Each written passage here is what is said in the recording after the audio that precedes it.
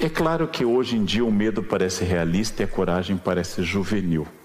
Eu diria que a coragem precisa ser muito refinada para ser aplicada ao que realmente é importante. E há um momento na vida que talvez atinja a maioria que está me ouvindo e atinja a mim com certeza, que é o momento que você já passou as grandes escolhas da vida. A maioria dos senhores aqui já se estabeleceu na sua vida. Já estabeleceu sua profissão com esforço. Já constituiu aquele patrimônio mínimo que permite ser alguém que tem uma certa estabilidade. A maioria dos senhores já deu a resposta correta, a maioria das questões. E agora vem um desafio que é tão complicado quanto o anterior. Como administrar essa fase? Como administrar a estabilidade? E como ficar nessa estabilidade, planejando e fazendo e agindo para o passo seguinte. Isso é mais complicado. A gente baixa a guarda quando chega a estabilidade. Baixa a guarda física, baixa a guarda de estudos, de atualização, de cuidados. A gente baixa a guarda quase por completo. É provável que a maioria de nós tenha se esforçado mais no passado do que agora. Quando era estudante, quando estava no início da carreira, quando a gente aceitava qualquer coisa, quando eu dava palestra em quermesse, em creche, em orfanato, né? Quando eu fazia praticamente qualquer coisa. É provável que depois de um patamar, a gente comece a lentamente começar a selecionar mais as coisas. Este é o momento de uma reorientação. E o primeiro passo dessa orientação sobre nós é um passo complicado, é o grande desafio que funda a filosofia ocidental, dado por Sócrates na Grécia. Conhece a ti mesmo. Eu posso afirmar com grande chance de acerto que a maioria de nós não se conhece, se tem em altíssima conta. Eu vejo amigos suspirando em fantasias eróticas de várias mulheres e eu sei que eles não dão conta da que tem. Eles sonham com muito mais além da meta que eles já não atingem. Isso é falta de conhecimento do seu limite físico. Eu encontrei uma colega de graduação no Rio Grande do Sul. Os gaúchos são de um caráter direto que até eu me desacostumei. Nós não nos víamos desde a graduação. Eu me formei com 19 anos, ela me viu com 50 e me diz: nossa, como tu envelheceste, cara. Uma delicadeza a toda parte. Eu respondi já como paulista. Ela disse: não, você continua mesmo. Pensei, a mesma vaca, mesma de tudo. Mas aí vem o conhecimento de si. Por que pode me ofender ela dizer o óbvio? Eu envelheci, é óbvio. Mas é o fato de que ela se assustou comigo, como eu me assustei com ela. Porque ao ver um amigo de graduação, você pensa: será que eu estou assim? Será que eu também estou assim acabadaço? Porque o espelho me mente. É tradicional eu encontrar com pais, gente, em reuniões de pais, quando dava aula no ensino médio, e os pais terem uma descrição dos filhos que não condizem nada com o que é aquela criança. Eu sou um professor experiente que sabe que nota não tem nenhuma relação com inteligência. Nota é resultado de uma adaptação do aluno ao sistema de avaliação. Alunos inteligentes às vezes vão mal e alunos muito medíocres são muito esforçados. Se distingue essas coisas. Eu tinha um aluno realmente fraco, realmente medíocre, realmente com dificuldade, comigo e com os colegas. E um pai na reunião me disse: professor, meu filho é meio gênio. E eu respondi a ele: ele tem sido discreto a esse respeito. E o pai sorriu feliz, porque entendeu que além de genial, o menino era humilde. Não tem jeito. Não tem jeito. Eu tenho vontade de dizer às vezes a um aluno de pós-graduação que diz: eu tenho baixa autoestima. Eu disse: não, você tem senso de realidade, é que você é pouco mesmo. Isso não é baixa autoestima, porque nem todo mundo é muito. A maioria de nós poderia ser mais do que é. E um bom professor deve incentivar isso. Um bom profissional deve incentivar seus colaboradores a serem mais do que são. Mas nem todo mundo pode. Este é o grande equívoco do empreendedorismo. Ele diz a todo mundo: seja empreendedor. Nem todo mundo tem o perfil do empreendedor.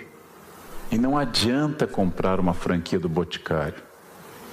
Não adianta, nem todo mundo tem perfil, porque as pessoas têm uma fantasia.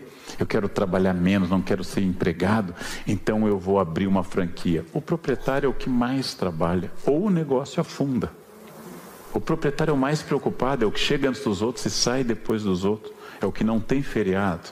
Então, esta percepção tem que nascer do conhece a ti mesmo. Tem que nascer dessa capacidade de como eu uso o tempo, quem eu sou, quem de fato eu pareço. Não? Porque eu estou assustado com a falta de percepção das pessoas. Eu tenho um grupo privado que tem uma senhora extraordinária, que tem 94 anos hoje, e com a cabeça ótima. Ela me mostra a mão e diz: professor, eu estou com mãos de velha.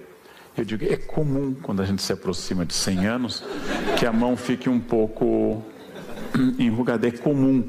Mas eu fico percebendo que ela acha uma contradição entre a mão e a percepção dela. É interessante isso. Você acha que eu estou um pouco gorda? É uma pergunta que vem com a resposta, não? É óbvio, senão vocês vão saber. Não é isso. Conhecer a si, conhecer meus valores, conhecer o que eu gosto, conhecer o que eu faço, conhecer o que eu tenho de fato interesse. Parar de falar de valores da juventude. Eu sou capaz de ler 3 livros por semana. Pare e avalie quantos livros você leu no último mês. Não no período de prova da faculdade há 30 anos. Avalie quanto você está lendo por semana. Não para ler mais ou menos, mas ter noção de quem você é. Fisicamente, materialmente. Tanta gente está endividada no Brasil hoje que simplesmente tem uma noção de dinheiro irreal e uma noção de gasto irreal. Então, as pessoas estão mal e trocam o celular muito acima do seu valor social, quando elas deveriam cortar gastos. Então, este é o grande desafio de juntar A com B, de olhar-se com dureza às vezes. Para isso nós precisamos daqueles semi-amigos, aquelas pessoas que não são os inimigos, mas também não gostam tanto da gente, que são os que dizem a verdade. Para isso não basta a opinião da mãe. A opinião da mãe quase nunca basta para avaliar quem eu sou. E aprender de cada fase este valor.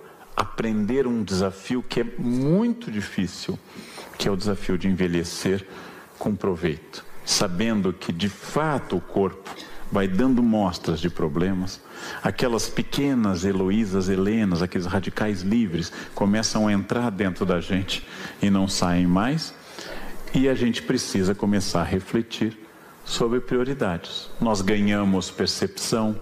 Minha cabeça é a cabeça mais equilibrada que eu jamais tive, mas ela está dentro de um corpo que não é o melhor corpo que eu já tive. Eu tenho mais renda hoje do que eu tinha aos 18 anos, mas muito menos vontade de aproveitá-la, porque aos 18, com um pouquinho de dinheiro, minha vida estava feita.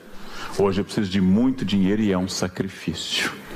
É um sacrifício. Eu já fui para a Europa sem reserva de hotel. Hoje eu não vou até a esquina sem reserva. Essa ousadia, eu tenho que aprender que em cada época havia um valor. Eu ficava em qualquer espelunca para viajar na juventude. Hoje eu sou exigente com os hotéis. Não gosto daquele hotel com travesseiro de esfoliação suave, que você deita e amanhece renovado na epiderme, né? Porque deixou ali quase um tratamento de peeling depois que você deita, né? Aquele chuveiro estalactite que pinga uma gotinha. Essa exigência é porque eu fiquei mais chato, mas também eu aproveito mais as coisas. Não preciso mais fazer 30 cidades em 30 dias. Eu posso ficar numa só, aproveitando. Cada época tem um desafio. E aí, sinteticamente, o que eu realmente desejo? Por que isso é importante? Porque a maioria de nós, a gente deseja o que os outros nos impuseram como desejo. É a pergunta que eu fiz na Unicamp, na recepção aos calouros de medicina. Vocês fizeram medicina porque tem um desejo extraordinário de ajudar os outros, se dedicar a essa área, ou porque sendo uma área de prestígio foi colocado para vocês? Eu tenho que responder isso muito cedo, para não ter que responder depois. Se eu não faço esse questionamento muito cedo, depois, o que eu realmente desejo? Quais são meus valores? O valor maior é trabalho? O valor maior é vida? Há pessoas que dão à família uma importância maior do que outras. Há pessoas que gostam de cultivar amizades. Há pessoas que gostam de 1 milhão de amigos. Eu tenho 3. Eu acho muito caro ter amigo. Então, Eles se reproduzem, eles casam, eles têm filhos, depois tem que dar presente. Eu não tenho dinheiro para ter mais do que 3 amigos, é muito caro, né? Só o Roberto Carlos pode ter 1 milhão de amigos. Quais são os meus valores? O meu valor é uma vida mais tranquila, é uma vida... Quais são esses valores? Em tudo. A imagem do Rodin, do pensador. Em tudo. Voltando à ideia socrática que eu já usei. Conhecimento de si. Se eu puser claramente esse método, de que eu preciso me conhecer, quem sou eu, qual a minha energia, qual era a minha energia e qual ela é hoje, qual é a minha capacidade, quais são meus valores, eu vou dar um salto extraordinário. E o maior desafio, este é o que eu me empenhei há anos e ainda não consegui, mas vou conseguir, é o controle do eu. Ou seja, eu saber controlar a mim. O homem que vence a si é um homem vitorioso. Não adianta vencer o mundo sem vencer a si. O controle do eu é fundamental. O controle do eu vai de capacidade de controlar o que eu bebo, até a capacidade de controlar o que eu gasto, até a capacidade de controlar todas as coisas, inclusive controlar a raiva. Este controle me torna senhor de mim e eu supero, enfim, aquelas bobagens que nos enfiaram de destino, karma, tradição, genética, que cada vez me irritam mais. Ah, Leandro, você fala muito. Também você é de aquário, né? Signo de ar. Ar fala muito, né? Fulano é muito poupada, touro. Touro é, nossa, super... Essas ideias de destino, de karma. Eu tenho sangue alemão, por isso eu sou pontual. Sangue, gente, é A, B e O, só. Não tem sangue italiano. Ele fala com as mãos, é sangue italiano. Isso passou pelo sangue. O que passa pelo sangue, gente, infelizmente, é hepatite. É isso que passa pelo sangue. O resto não passa pelo sangue. O resto é esforço, é cultura, é tradição e é cultivo.